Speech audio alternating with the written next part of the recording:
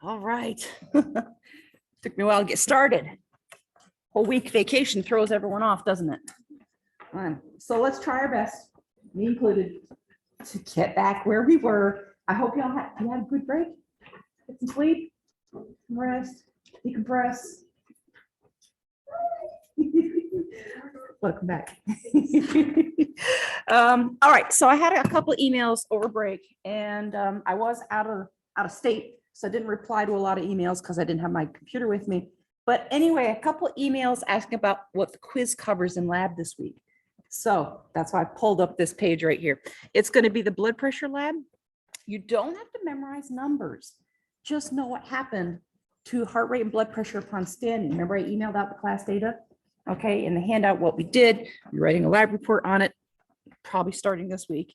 And then the blood physiology lab, all the boldface vocabulary. And I hope to get to this in lecture today, the blood physiology part. Okay, so that's what the lab quiz covers.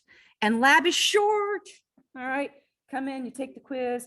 It takes no more than 30 minutes to get your blood type. Okay, so that's nice. So you don't have a long lab this week. Any questions about that? Okay. All right. Well, as much as no one wants to get back into it, let's get back into it. So we're talking about cardiovascular physiology. It is very important in nursing, especially what I finished up last Friday, which is how the body regulates blood volume and blood pressure. And I talked about the quick fix right here, and then the long fix involves hormones. And then, of course, this ADH affects blood pressure, but its main goal is to correct blood osmolarity. So you definitely need to know this stuff in nursing. They're going to ask it. I've seen the PowerPoints, okay? Some students have sent me some PowerPoints from the nursing program, and they definitely ask questions, especially about this renin, angiotensin, aldosterone stuff. All right, so we're done with that. So we're going to move on to, there we go. All right, talking about hypotension, hypertension. Hypotension, low blood pressure, usually not a problem, okay, unless you pass out. All right, but for most of the time, low blood pressure is not a problem. It's not usually the big issue. The big issue is high blood pressure, hypertension. And I'm going to definitely emphasize what the long-term risks of that are. Okay, we're not talking about just a little bit of hypertension where your blood pressure can go up during the day. I'm talking about chronic high blood pressure. You wake up first thing in the morning when your blood pressure is supposed to be at the lowest and it's high. Over time, that's going to cause a lot of problems that could cause serious health concerns. So we're going to talk about that. All right. There are many, many, many causes for high blood pressure. This is just a short list.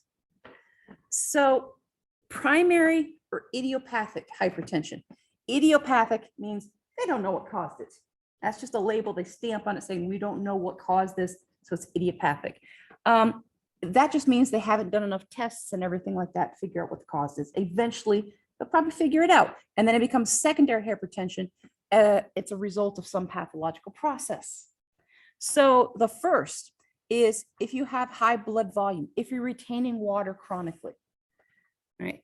High blood volume, hypervolemia makes high blood pressure, because the more fluids you add to your circulatory system, the harder your heart has to work to pump that fluid around your body. So it could be lots of reasons for high blood volume. Maybe you have too much ADH secretion. You're retaining too much water at the kidneys. It could be hyperaldosteronism or Conn syndrome. You have too much aldosterone. So this is a way to review. Aldosterone has the letters for salt, okay? STLA, salt. All right. Aldosterone causes you to retain salt. That means salt's going back into your bloodstream. You're not peeing salt out. You're putting it back in your bloodstream. And what follows salt wherever it goes by osmosis? Water. So you retain water in your bloodstream. So that's a problem. Stress, which I think all of us were feeling a little bit before break, that can cause high blood pressure. That's not something you can really medicate. Well, actually, you can medicate it. There's things that can bring your stress down, but chronic stress, as you students probably are under, all right, cause a little high blood pressure. Pheochromocytoma, it's a mouthful, covered it in the endocrine system. Your adrenal glands are pumping out too much epinephrine, and so you're in full fight flight mode. Atherosclerosis, that's one of the big three. Okay, high blood pressure, cardiovascular disease, diabetes. Cardiovascular disease, atherosclerosis, is when your arteries are narrowed because you've got cholesterol plaques building up inside the arteries, and that occludes some of the blood flow, and it physically makes the arteries more narrow. It acts like artery vasoconstriction. They're not actually constricting, but they are reduced in size, and that makes the blood pressure go up. Renal artery disease. Maybe you've got something going, maybe your kidneys are the #1 regulator of your body's blood volume by how much you either pee body water out or retain it. So your kidneys, if they're not functioning correctly, you could have high blood pressure. And then this one, preeclampsia, which is also known as gestational hypertension, is very common. So placental hormones that the placenta is producing when a woman's pregnant. In some women, they can actually have high blood pressure because of this. Sometimes it's not a problem, okay? Just like kind of watch your high blood pressure, make sure it's not getting too high. But in other women, it can become very dangerous, and actually so dangerous that mom's life is at risk, which means fetus life is at risk. Gestational hypertension can be so bad that they might actually induce a woman, hopefully early enough, that your fetus has got enough lung function and everything to survive outside the womb. But that is very common, and you're going to see it, all right? Because it causes big problems. Anyone ever hear of someone who's had gestational hypertension? I had a sister-in-law who had it. It wasn't bad enough that they had to induce her, but they had to watch her all the time. You can have a stroke with high blood pressure. Remember, during a 9-month pregnancy, high blood pressure for 9 months, that can cause a lot of problems, all right? So that is something common enough that you're going to see. And there's many other reasons for high blood pressure. So, question. Can you think of any drugs, especially ones we've covered, that can treat high blood pressure by bringing it down? I know it's a lot because you're spring break mind still, right? But just take a minute, get that thing working, get the thing churning again. What are some drugs we've covered that can lower high blood pressure? Propranolol. Yep.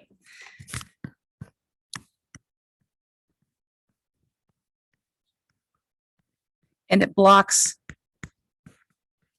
beta-1 and beta-2 adrenergic receptors. What's the one that just blocks the beta-1? Atenolol. Good. All right. It's in there. It's nowhere in the notes, so it has to be stored in long-term memory. Yes. Okay. What are some other things? That's affecting the receptor for epinephrine on the heart.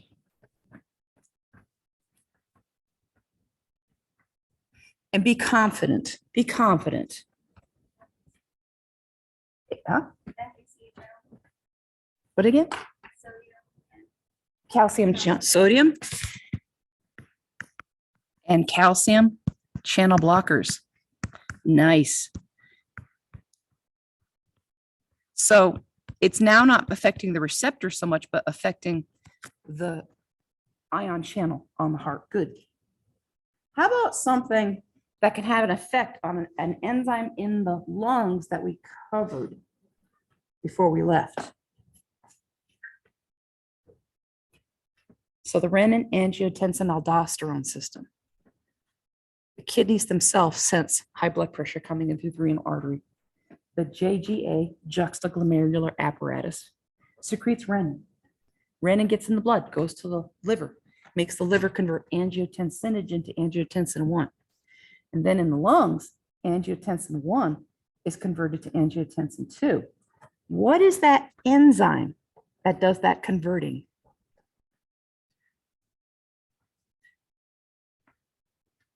No, not sure. Okay. ACE, angiotensin converting enzyme, converts angiotensin 1 to angiotensin 2. If you block this enzyme, ACE inhibitors, So if you block that enzyme, the lungs can't convert angiotensin 1 to angiotensin 2. Without angiotensin 2, two things are going to happen. Angiotensin 2 can cause your arteries to vasoconstrict, and that can increase blood pressure. Without angiotensin 2, the adrenal glands, the cortex, won't produce aldosterone. If you don't have aldosterone in your blood, you won't retain salt. You'll pee salt out in your urine. What follows salt out in your urine? By osmosis. Water. If you're peeing out body water, what happens to your blood volume? It goes down because you're losing body water. If your blood volume goes down, your blood pressure goes down. Okay. These are very common drugs. You're going to see them on the daily. Okay. And there's also, let's see, haven't covered this yet.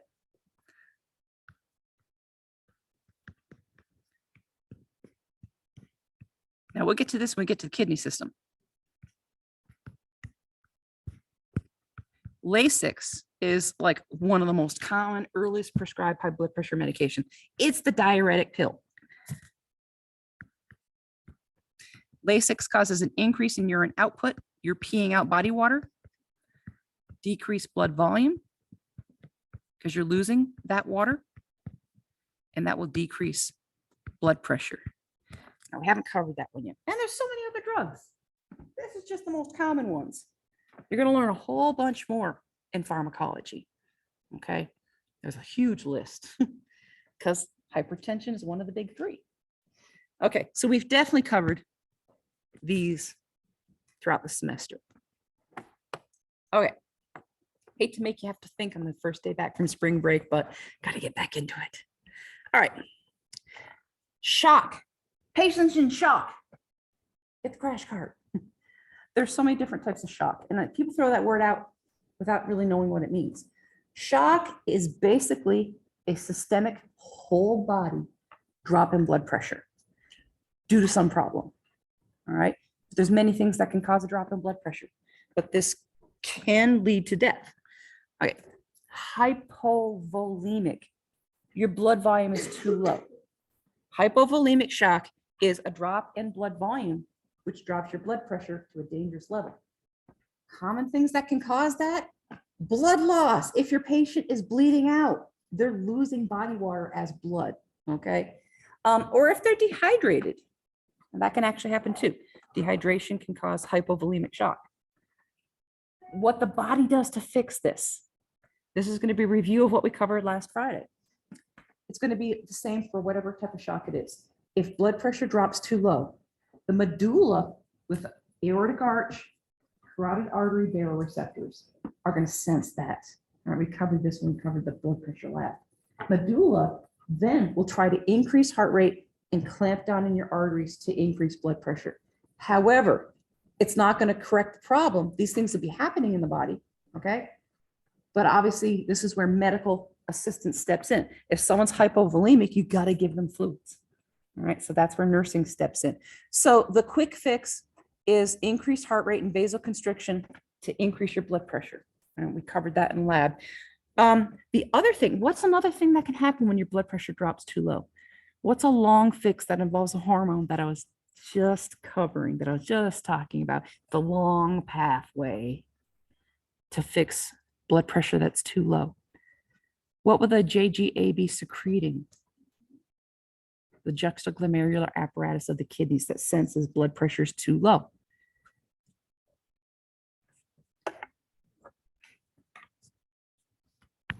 Oop. Come on, pen. Of course you have to do this on a Monday. Okay. Oop. You'll have renin secretion as well. And then renin makes the liver convert angiotensinogen to angiotensin 1. The lungs convert angiotensin 1 to angiotensin 2 with ACE. Angiotensin 2 can cause your arteries to clamp down and can cause aldosterone secretion by the adrenal glands to make you retain salt and retain water. I go over it because this is the stuff I want you to retain, okay, when you go on to the nursing program.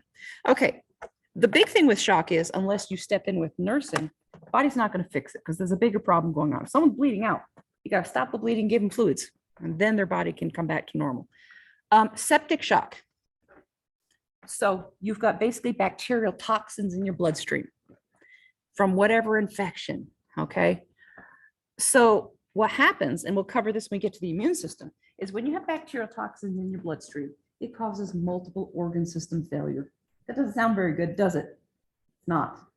What your body does when it's exposed to bacterial toxins is, for one thing, your arteries will actually dilate with bacterial toxins in your bloodstream. What your immune system is trying to do is to make those arteries leaky so that white blood cells can move from your bloodstream into your tissues to try and fight infection. But in dropping the blood pressure with the vasodilation, it drops your blood pressure. All right. The only way to fix septic shock is to give massive amounts of antibiotics. So again, obviously this person will still have an increased heart rate and vasoconstriction. Well, the body's trying to fix it. Now, here's what's happening. Your medulla wants to clamp down in your arteries, but the massive histamine release from bacterial toxins in your bloodstream make your arteries want to dilate. And so we've got a conflict going on here. You can't save a person. The body can't save the person. Nursing steps in, IV antibiotics, knock out the toxins, knock out the bacteria, and then do supportive care. But what you have is a massive drop in blood pressure. Anaphylactic shock. The person is exposed to something that their immune system becomes hyperactive to, and it releases a massive amount of histamine. That causes your arteries to vasodilate. That causes a whole body drop in blood pressure. Now, this drop in blood pressure is not as likely to kill a person as quickly as when you have a massive histamine reaction, anaphylactic reaction. The number one thing you got to worry about is their airway open? Because another thing that happens when you're exposed to histamine, your bronchioles clamp down, bronchoconstriction, your airways close. Your body is trying to prevent entry of whatever not pathogen, but whatever agent the body's responding to, preventing it from getting into your airways. So your bronchioles constrict, and now you can't breathe. That's what's going to kill a person first. Someone comes in with anaphylactic shock, make sure their airway is open, then deal with the blood pressure problem. Okay.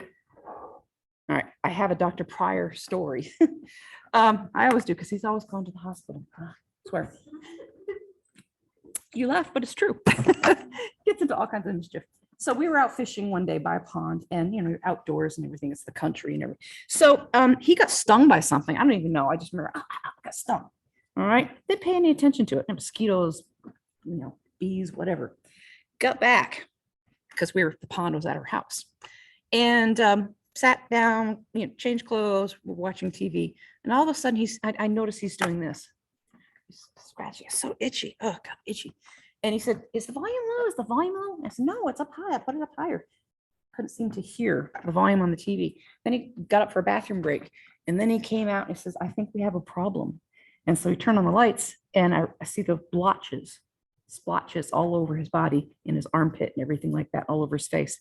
And his lips were a bit swollen. The reason he couldn't hear the TV is he had swelling in his inner ear, and that was causing him to not be able to hear so much. He was having an allergic reaction to whatever stung him.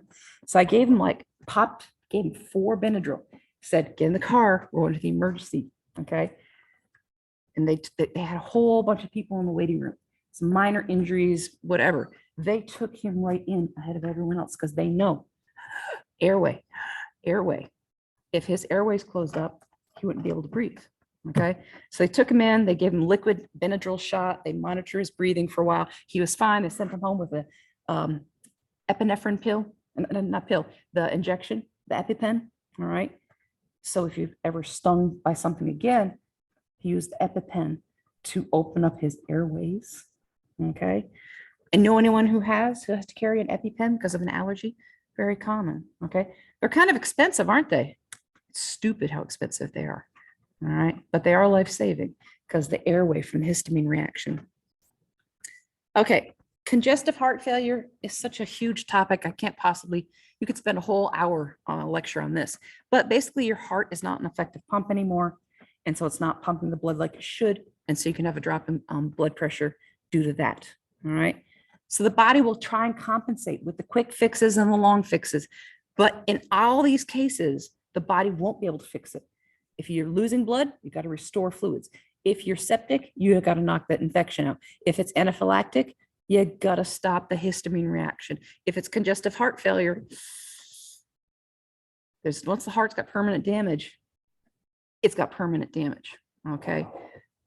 And that's a problem. Might need a heart transplant. So let's talk about all the common vocabulary with cardiovascular disease, which is one of the big three. Atherosclerosis is the narrowing of your arteries because of cholesterol plaques build up in the artery. So here we have a nice healthy artery. And basically this is a muscle, smooth muscle layer, kind of the orange stuff after the white line. That is the muscle, smooth muscle layer that can cause vasoconstriction or vasodilation, depending on what hormones are in your blood. As you have cholesterol plaques build up, now you've got a narrowed artery, and it functionally acts like vasoconstriction. It isn't. It's just the blood, the fluid has less of a tube to flow through, and so it comes through at a greater velocity. The other thing that can happen with the cholesterol plaques, it irritates the lining of your arteries. The lining of your arteries, the white line, it's called the endothelium. And chronic inflammation leads to problems. It can actually cause the artery to become stiff from scar tissue. Chronic inflammation, if something's chronically irritated inside your body or outside your body will respond by putting down scar tissue. And scar tissue is never going to be the same, doesn't act the same. It's stiff, it's not flexible, and that can lead to other problems, which we'll talk about. All right. Another thing that can happen is, since the diameter of the artery is narrowed,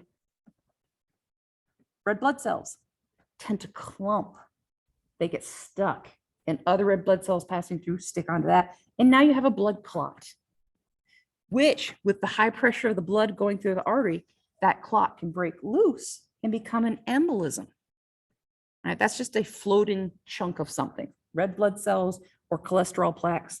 And if it gets to an artery that's small in diameter, it can actually stop the blood flow, occlude the blood flow, cause a blockage. What's the name for when an artery going to the brain is blocked? It's a stroke. Okay. Can happen in the arteries supplying the heart itself. And now you're looking at a coronary event, a heart attack.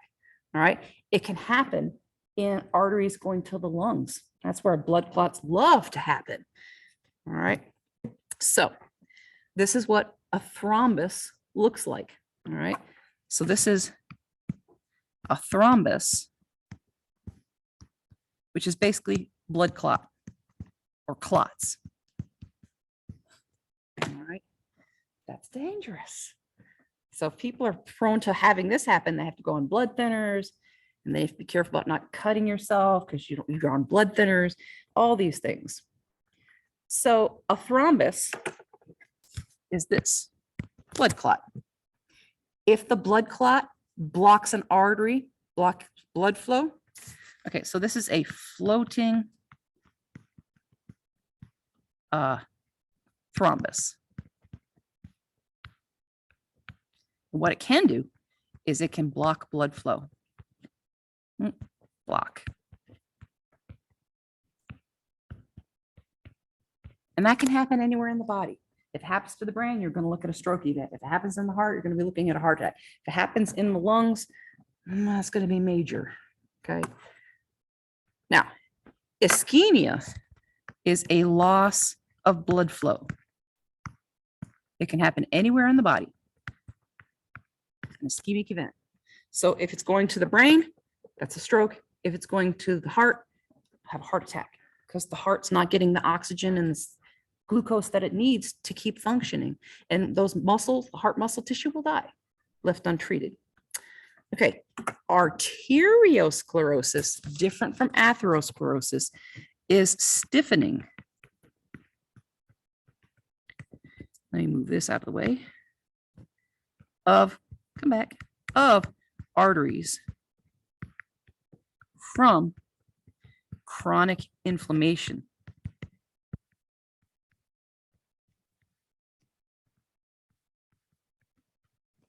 Arteries will scar. And once scar tissue is down, they're never the same again. The arteries become weak with that scar tissue because they're not flexible anymore. So an aneurysm is the swelling of a weakened artery. How did it get weakened? Arteriosclerosis can do it. Now, an artery that balloons up is prone to rupturing. Okay. You ever heard of an aortic aneurysm? It's a swelling of the aorta, which is coming out the heart, which is basically receiving blood pressure at the highest it can possibly be in the body. So if the aorta swells because it's weakened, it can rupture. If a patient is in the hospital and they have an aortic aneurysm and it ruptures, you might be able to save them. All right. If it happens when they're at home, they're goner. All right. They wouldn't even make it to the hospital with an aortic aneurysm. So this cardiovascular disease can start with atherosclerosis. And then what happens is you get all these other problems that go on because of it. And chronic high blood pressure can cause all of these things too. So let's see what else we got for. Oh, yes, I got some videos. Okay, how are we doing on time? So this is going to talk about a pulmonary embolism starting from a vessel in your legs. So this will let me know if my, okay. Add. Okay. It's called deep vein thrombosis, or DVT. DVT occurs in over 400,000 Americans a year. That's a lot. Complications occur when a clot breaks off and travels through the circulation system. When it reaches a blood vessel it cannot flow through, a blockage occurs. This is called an embolism. 90% of the time, it occurs in the lung. A pulmonary embolism is a life-threatening event. So they said 90% of the time that clot goes to the lungs. And that I know someone who died of a pulmonary embolism. I just drove to Florida, which is like from North Carolina, like a 10 or something hour drive. And I'm thinking, I better flex my legs, you know, a little bit, move around a little bit while I'm driving. Because a former professor I knew when I was in grad school used to drive from Florida up to Maine every summer with his family and didn't know he had some cardiovascular disease going on, or maybe he did. But it's a long drive from Florida to Maine, okay? I mean, I don't know if he attempted to do it in one day, but I know he was in the car stationary for a long time. This is also a risk for patients who are bedridden. You have to watch this. You have to get them up and moving every now and then because they're at risk of forming a clot if they're not moving around. So he got out after driving for I don't know how many hours, and he threw a clot and went into his lungs and he died. All right. Patients. I remember when I was in the hospital, they got me up as soon as I was able to get me moving around, go up and down the hallway a couple times. The patient's in bed for 12, 24 hours. You got to get them up if they're able to get them moving, because someone who sits still for a long period of time who might have some problems, they're more likely to form a clot, and that clot can break loose, become an embolism, and then it can go block some artery someplace. All right. So it's a real risk. So here is the surgical removal of an embolism that basically probably came from the leg, went up to the vena cava, into the heart, right side, right atrium, made it through the tricuspid valve into the right ventricle, and then went into the pulmonary trunk and got stuck there. It was on its way to the lungs. All right. So this is it is surgical footage. So brace yourselves. Don't pass out on me. I'm seeing this. We are on full cardiopulmonary bypass support. The next step is to apply the aortic cross clamp and achieve cardiac arrest. Here, we're performing the pulmonary arteriotomy with a knife and then scissors. You can already get a glimpse of the thrombus inside the main pulmonary artery. As it branches, you can see a grasper is used to remove the thrombus. This is a very large saddle embolus that originated likely from the patient's femoral and iliac vein. She had a fracture of her right lower extremity. It was in a cast. The size of that. This was likely source from the right leg. You can see the embolus is removed. A Fogarty catheter is used to clear any further clots, which none are found. Then at this point in time, we take the clamp off of the right superior pulmonary vein cannula. This allows us to perform retrograde pulmonary perfusion. Goes from the pulmonary veins back through the lungs and out the pulmonary artery, as you can see here. Small emboli and air are cleared. You can see in this portion of the video. Once we're satisfied that the pulmonary arteries have been cleared of debris, and we ventilate as well during this process. Once we're satisfied with that, we'll stop the retrograde pulmonary vein perfusion. We'll inspect with the thoracoscope. You can see here the small branches of the pulmonary veins are cleared. The main trunk of the pulmonary artery is also clear. And we inspect the thrombus one more time. You can see this is a very well-formed thrombus. It's hard to believe that's a that is blood clot. soft, Okay. and that ends the case. The patient has done very well following the surgery, and we anticipate a full recovery. So a lot of fancy words there, but basically they probably did an angiogram to detect the clot was there. They knew where it was, surgically went in. They put them on bypass, they stopped the heart, put them on bypass so machine is circulating blood for them. Okay, because you got to stop the heart when you're working on vessels attached to the heart. They got the thrombus out, huge one. And then what they did is they used kind of a balloon, I want to say balloon angioplasty. You saw the balloon device that they put down. They inserted it as far as they thought there could be any material in there, inflated it, pulled it back out to pull out any other clots that might be present. And then, since that was the pulmonary artery, it was going away from the heart to the lungs. They basically had clamped off the pulmonary veins, which are returning from the lungs to the heart, and they used that blood to flush that artery out so that any little air bubbles or any other materials that were left in there were flushed out. And then, went ahead and double checked everything, closed everything up. But that was, if that went to the lungs, it was on its way, that would have killed the patient. Okay. Well, anyway, so yeah, blood clots. So an angiogram. This is what you do to visualize if an artery is being narrowed from cholesterol plaques, or maybe if there's a blood clot in there that could be occluding or stopping the blood supply. So what they do is, sorry about this, let me move it, is they basically use x-rays. They inject a radio-opaque dye into your blood vessels, usually through femoral vein, and it will turn up radio-opaque on an x-ray.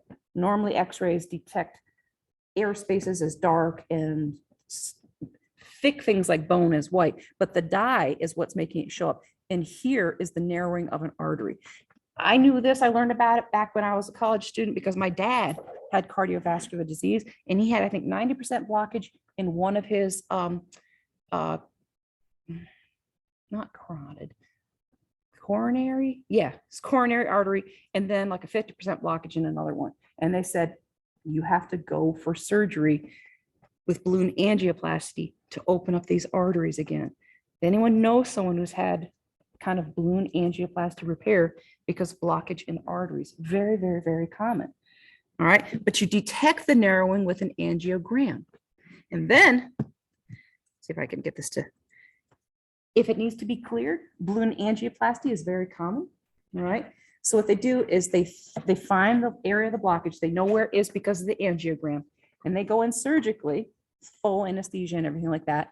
And they insert basically a catheter that has a balloon that can be inflated. They put it in the area where the blockage is, then they inflate it, and it squashes the cholesterol plaques to open up the artery. Okay.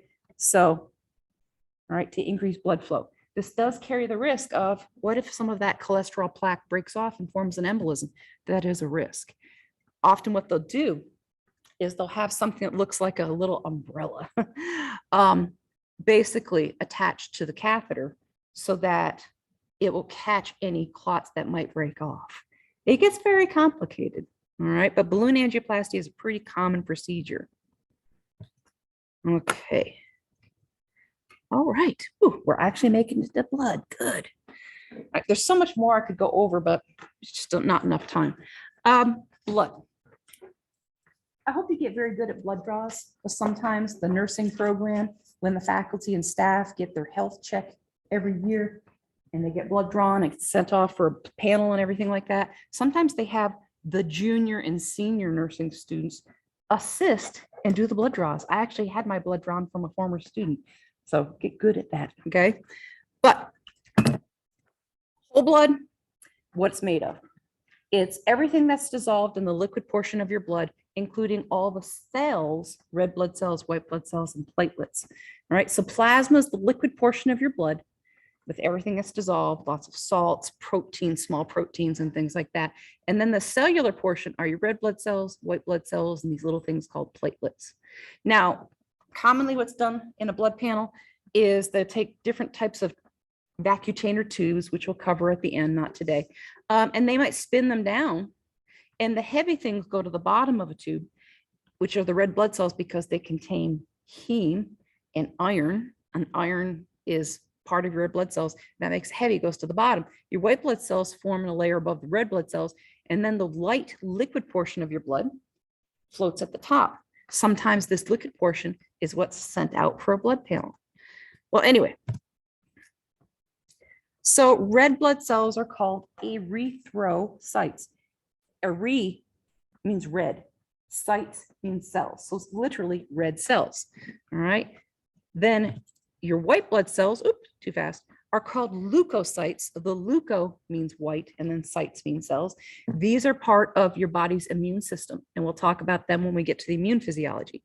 And then platelets are the smallest cells in your blood, called thrombocytes. They're responsible for blood clotting. And the nursing program does want you to know a little bit about the clotting process. So let's talk about red blood cells first. So don't memorize all this, just some info. Red blood cells basically are what's responsible for carrying oxygen. All right. They carry oxygen bound to the respiratory pigment hemoglobin, which is made of heme and iron. You make new red blood cells every single day, because every single day red blood cells die. They only last for about 120 days, and then your body breaks them down and recycles things to make new red blood cells. Doesn't say it here. From anatomy, where are your blood cells made, like red blood cells and white blood cells? Did you cover this in anatomy? Bones, the bone marrow. All right. Basically the spongy bone in your long bones. I bring that up because if someone has anemia or other problems, they do a bone marrow biopsy. Anyone ever heard of that? They go into the spongy bone, like of your hip or your femur, and they sample the cells that are coming out of that spongy bone and see if your body's producing enough red blood cells. Anyone ever known anyone who's had a you had one? Wasn't fun, was it? It was painful. Did they give you a sedative? They gave me a little bit of blood anesthesia, but That's about it. Did you have to curl up on the table and then get into, yeah. A long, long needle that goes through skin, muscle, pops through the cortex of the bone to get into the spongy bone. Yeah. Okay. Not a fun thing. Okay. Now, I'm going to get into what jaundice is. So when your body recycles, breaks down your red blood cells because they have a finite lifespan, it recycles everything that it can, waste not, want not. So basically the heme is broken into bilirubin, which is a yellow pigment. And then your liver, if it's functioning, should remove that bilirubin from your bloodstream, right? The iron in the hemoglobin gets reused to make new red blood cells. If someone has jaundice, someone comes in for whatever reason, and you notice the skin, their skin is yellow, the whites of their eye, the sclera of the eye is yellow, their mucous membranes are kind of yellow, you admit them because they could be in liver failure. Jaundice is an emergency. You got to figure out what that is. So jaundice is the yellowing of the skin and mucous membranes due to the liver not removing that bilirubin, because bilirubin is going to be constantly spilled into your bloodstream because your body's constantly turning over to make new red blood cells from old ones. So I move this. The process by which new red blood cells are made is called erythropoiesis. All right. The hormone erythropoietin is secreted by the liver and the kidneys. And that's what stimulates in your spongy bone of your long bones, blood cells to be reproduced. All right. Okay. How are we doing on time? We're okay.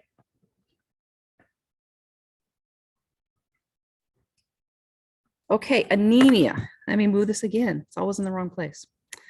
So a higher than normal red blood cell count is called polycythemia. It could be completely innocent. If you're dehydrated and the blood volume is a little bit low because the water content of your blood is low because you're dehydrated, someone's red blood cell count might look artificially high when actually it's normal. The person's just dehydrated. Oh, and by the way, you can do a quick red blood cell count on someone by taking a little bit of blood and putting it into a little glass capillary tube and spinning it in a little centrifuge. And then you can hold it up to a standard chart and it'll tell you what's the packed red blood cell count. And if it's too high, it's polycythemia. If it's too low, it's anemia. All right, quick, you'll learn it in nursing. So another thing that can happen with this is there could be a bone cancer going on and the spongy bone is producing too many red blood cells because you've got excess mitosis, which is rapid cell division going on. And so that you have to figure out what's going on. More often than not, the people could present with anemia, which is lower than normal red blood cell count. So I have a clinical app, which you can click it and look at it when you're online, but basically it's going to go over these things. It's a short list. If you don't have enough iron, and the ladies in class might know this, you lose iron every time you have your period because you're losing blood and that blood is leaving the body, taking the iron that's with it. And some women are prone to low iron after having their period. The quick fix is you can take iron supplements. All right. So that's a quick fix. And it could be just low iron in your diet, or maybe once a month you're losing some blood, losing the iron. The other thing that can happen is vitamin B12 is necessary. And I don't know the pathway for you to make red blood cells in that spongy bone. And if you have poor vitamin B12 absorption through your intestines, you're not going to produce as many red blood cells. Again, you can take B12 vitamin supplements. Easy fix. All right. Not so easy fix is aplastic anemia, where the bone marrow, spongy bone, is simply not producing enough red blood cells. And so then you have to figure out why isn't the spongy bone producing enough red blood cells. This can happen if someone's gone through chemotherapy. Anyone know someone who's gone through chemotherapy? I have. Okay. Chemotherapy is it's a cocktail of drugs that they basically put into your bloodstream to treat cancer, to kill cancer cells. The chemotherapy targets rapidly dividing cells in your body, but it's not very specific. It goes after all rapidly dividing cells because it'll have this marker on the cell surface that's rapidly dividing. Other rapidly dividing cells in your body: hair cells, intestinal cells, red blood cells, white blood cells. Someone who's going through chemotherapy can be anemic. They can also be very prone to infections because their white blood cells are being targeted by this chemotherapy. They lose their hair because the hair follicles, the cells, are being targeted as rapidly dividing. So all those things you see with chemotherapy treatment, anemia, increased risk for infections, hair loss, also a lot of intestinal upset because your intestinal cells replace themselves every 3 to 5 days. That's rapidly dividing. Chemotherapy can go after your intestinal cells, causing poor nutrient absorption and overall just sickness. All right. Renal anemia is when the kidneys aren't pumping out enough erythropoietin to stimulate more red blood cells. And then the last one, and this isn't the full list, autoimmune hemolytic anemia. That's a huge name. Basically, Rh disease.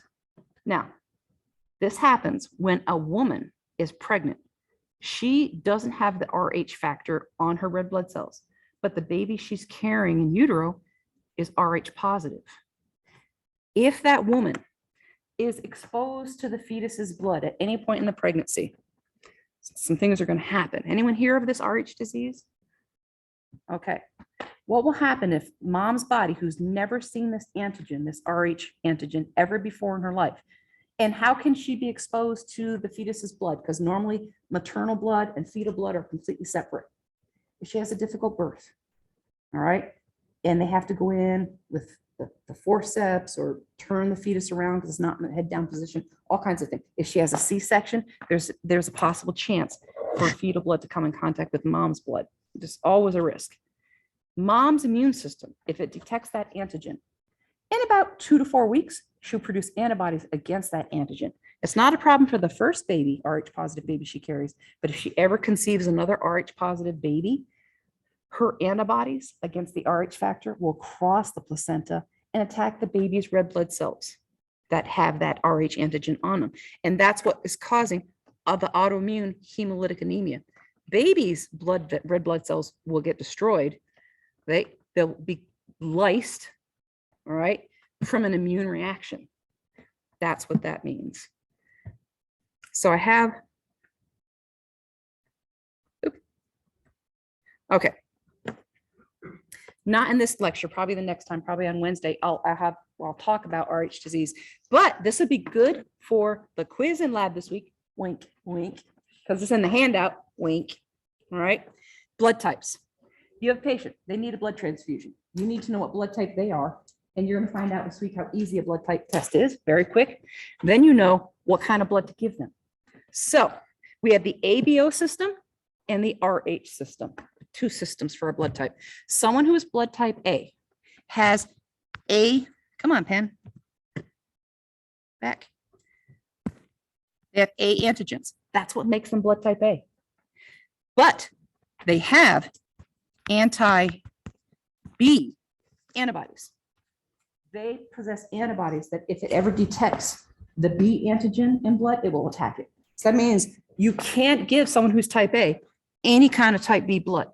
They can only receive type A blood or O. They can't receive B or AB blood because you'll cause a major reaction. If someone's blood type B, it's because they have B antigens on their blood, but they produce anti-A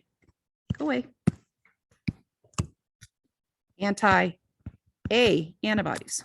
So you can't give someone who's type B, type A blood or AB blood because they have antibodies against that A antigen, and the antibodies will attack any red blood cells that contain the A antigen, cause clotting, a thrombus, and embolism, all kinds of things. Now, if you're blood type AB, it's the most rare blood type. You have both A and B antigens. That's what makes you type A. And you don't have antibodies. You are the universal recipient. Because you don't have antibodies to type A or type B, you can receive A blood, B blood, AB blood, and O. You can receive all blood types. All right, so that's good because they'll always have some for you. Now, if you're type O, you have no antigens. That's what makes you don't have A antigens. You don't have B antigens. That's what makes you O. It's the most common blood type. I guarantee you this week in lab, we're going to find out that most of us in lab have type O blood. Now, the bad side is you have anti-A and anti-B antibodies. That means you can only receive type O blood because if someone gives you A or B or AB, you have antibodies against the A and the B, and you'll have a major reaction. Now, because there's no antigens in type O blood, they're the universal donor. Okay? They don't have antigens that someone with anti-A antibodies or anti-B antibodies could react to. They have no antigens. So they're the safe blood type to give to someone. And we'll end it and pick up on Wednesday. RH is simply an antigen that is the most common thing. Most of you will have RH antigens in lab. You'll see that. We'll pick up on more of that on Wednesday, and I'll see some of you in lab today. So look this over in the handout. Wink, wink. Okay? Because you might see it on the quiz. Hi. I like that we're talking about this because this literally happened with my baby. O positive, and she has no and both across the center. And that's how it felt. Yeah, and it attacked her, and she came out severely jaundiced. Oh my. Because of that. So she was over the blue light. Yeah. Totally about it. Yeah, she came out severely jaundiced. Was under the blue light for about 2 days. So we talked about that. Yeah. When do you want me to take the unit test? Why don't you email me? Because when I get out of class, advising. It's gonna be crazy for me. email me. What are your rates? I want to make sure that you're ready for the follow along. Let me stop my recording right now while I'm thinking about it. But yeah, email me your times that you're available. Okay, perfect. Yeah. Thank you. Okay. It's good to have you back. Thanks.